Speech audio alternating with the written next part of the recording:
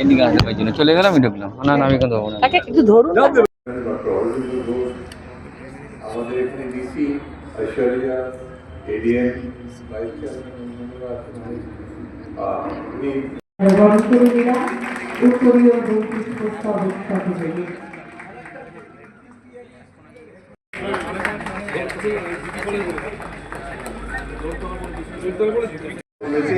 যে civil service নিশ্চয়ই একটা অপশন আর না হওয়ার আমার চেয়ারম্যান সাহেব বলেছেন।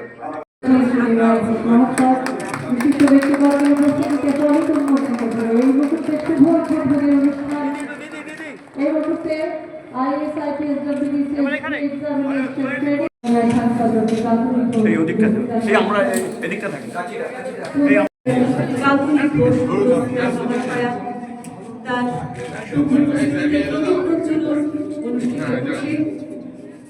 সুরজিৎ শ্রীনিবাই ঘোষ মহাশয়, মাননীয় এডিএম স্যার, শ্রীমতী অনিতা মুখার্জি সকলের উপস্থিতিতে পূর্ণ প্রদীপ প্রজ্বলনের মাধ্যমে আজ শুভ উদ্বোধনী অনুষ্ঠান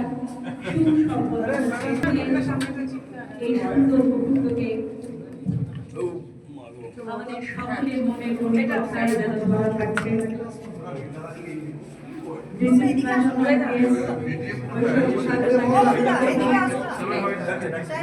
এই মুহূর্তে আপনাদের জানাই মাননীয় doctor Kadri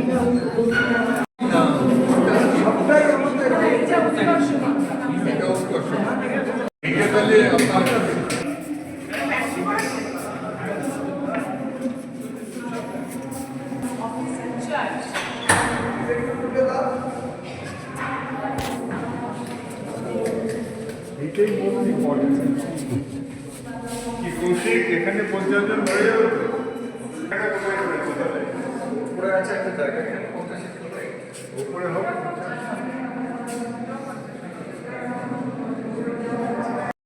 WBCS Pre-Examination Training Institute এর দারুণ খাটুন অনুষ্ঠানে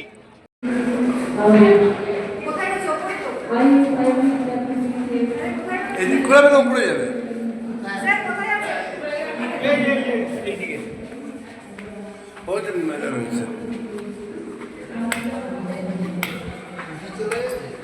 হ্যাঁ চলে আসছে।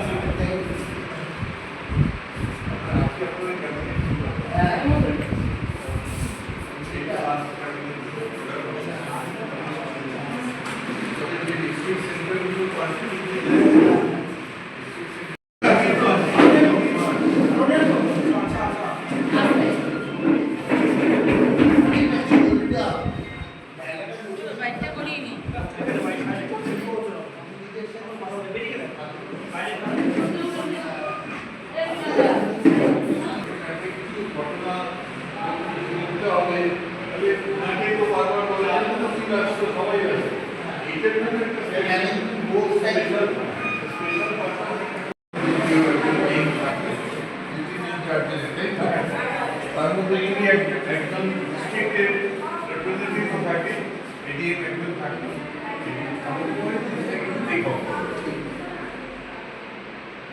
আমরা আপনার ভরসা দিয়ে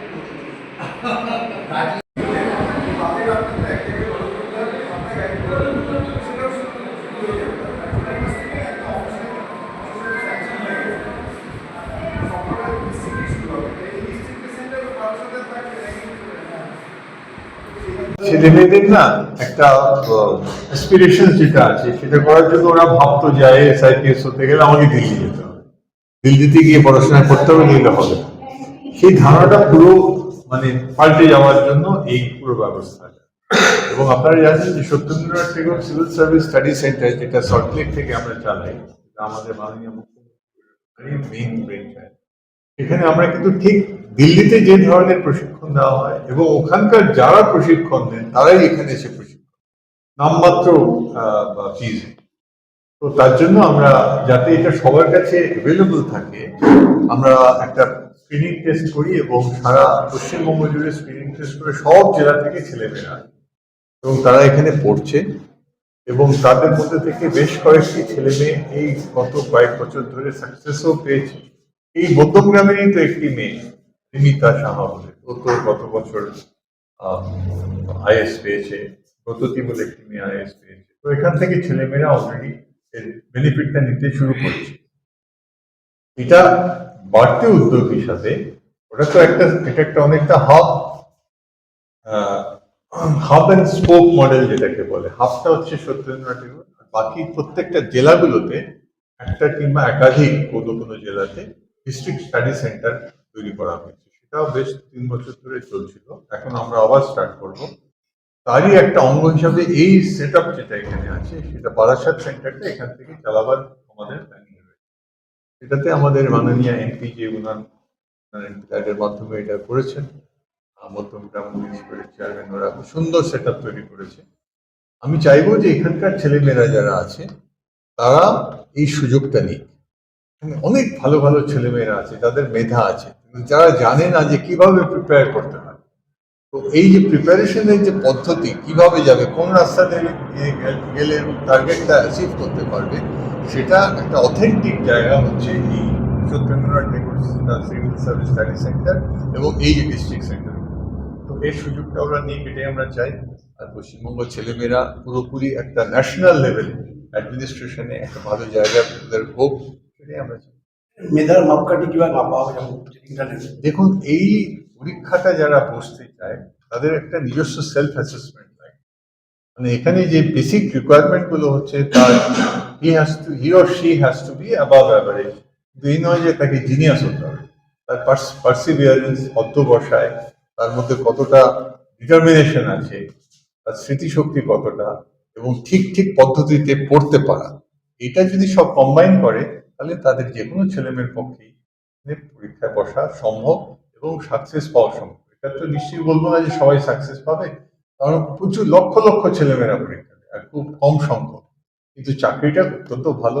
আমাদের ভারতবর্ষের সরকারি চাকরির মধ্যে সবচেয়ে বেশি প্রিমিয়াম সার্ভিস, এটা যার জন্য নিশ্চয়ই আছে, একটা কম্পিটিশন আছে। কিন্তু এই কম্পিটিশনে পার্ট নিলে তবেই তো সাকসেস হবে। আমরা চাই পশ্চিমবঙ্গ থেকে বেশি পরিমাণে ছেলেমেয়েরা মানে পার্ট নিক এবং আমি যখন ক্লাস 11-12 পড়তাম তখন আমার ভীষণ অ্যাডমিনিস্ট্রেটিভ সার্ভিসে বসার ইচ্ছা ছিল। সেটাই বলছিলাম যে তখন কিন্তু এরকম কোনো মাননীয় মুখ্যমন্ত্রী মমতা বন্দ্যোপাধ্যায় যেরকম ইনস্টিটিউট বানিয়েছেন সল্টলেকে, আমাদের ওই ছোটবেলায় সেরকম কিছু ছিল না। কোথায় বই পাওয়া যাবে, কোথায় শিক্ষক পাওয়া যাবে, গৃহ শিক্ষক, কেননা অনেক সাবজেক্টে পরীক্ষা দিতে হয়, অনেক রকম ট্রেনিং হয়, সেসব কিছুই ছিল না তখন। যার জন্যই ওটার কথাটা বলা। আর জয়েন্ট এন্ট্রান্স তো বই কিনে পড়লে, ফিজিক্স কেমিস্ট্রি বায়োলজি পড়লেই হয়ে যেত। সেই বিষয়ে মাথায় ঘুরছিল যে বানানো হবে। হ্যাঁ, এবার বাচ্চারা সুযোগ পাক, ছাত্রছাত্রীরা এগিয়ে আসুক। জীবনের সুযোগ সবসময় তাদের হাতের সামনে আসে না, বড়দের করে দিতে হয়।